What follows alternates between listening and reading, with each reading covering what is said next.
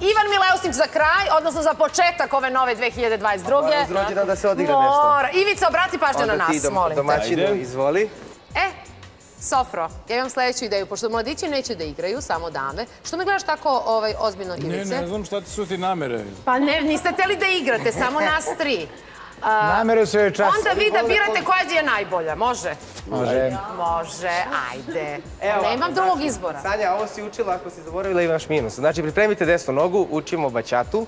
To je jedan senzualan ples. Ja sam teo da igram u paru, ali gospoda neće. Rekli ste da Srbija mora u novoj godini da peva i da igra. Izvolite. Ajmo, idemo u desnu stranu. U stranu, korak, u stranu, pa mala tačka. Pa stvarno ste mogli ovo da odđuskate? Pa u levu to isto. U stranu, priključi, u stranu, tačka, drugi, muzika, može.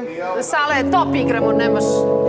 Sam te bilo, Sofro. El tiempo pasa y yo sigo así, queriéndote en mis brazos sin poder tener. Y busco una salida para no verme así. Ay, que lejos de mi lado tu amor está en mí.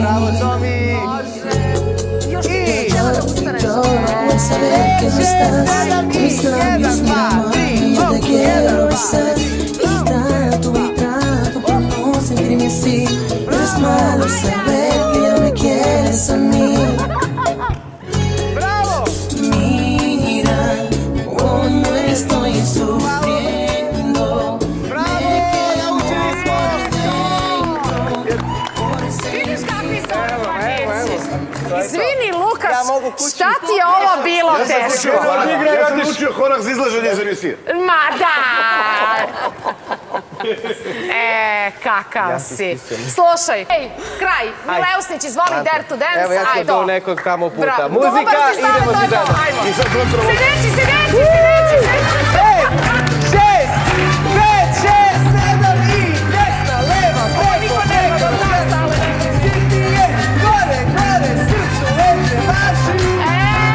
Ivice!